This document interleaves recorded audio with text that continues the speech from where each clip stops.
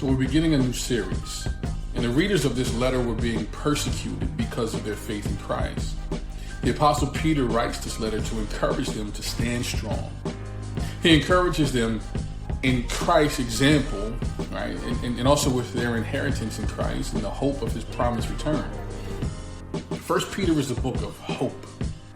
Hope is essential. Hopelessness, it seems to categorize our world. Hopelessness is something that Peter knew very well.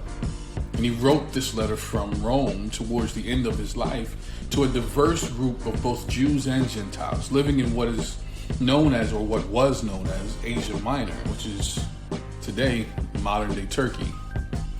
The Christians were living under the harsh hand of the evil emperor named Nero. Nero hated Christians and eventually sought to kill him. Peter himself would be martyred in Rome around 64 AD. But the people he was writing to were feeling the persecution about to turn up. And Peter was one of the disciples of Christ. He was a man's man, rough, rugged, raw.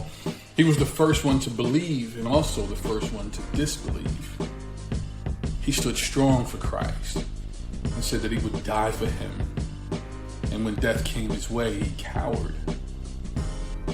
He was so ashamed and hopeless that he went back to fishing. But the Lord pursued him, restored him, and told him to go and feed his sheep. And Peter knew what it was like to have all hope gone and then have it restored. Beloved, you and I, we're different. But we all know hurt. We all know pain. We all experience difficult times. Suffering is a universal language. Peter gives his readers and us instructions on how to live and respond while suffering for our faith in this evil world. The culture around us and them was at odds with them. In this hope-filled letter, we're encouraged and urged to trust the Lord, to live obediently without regard to the circumstances, to keep our eyes fixed on Christ and his promised deliverance. In this world, suffering is a guarantee. But it's temporary and produces blessings for those who are steadfast and strong and immovable. Peter's hope for them and us is that through it all, we would see that Christ is all.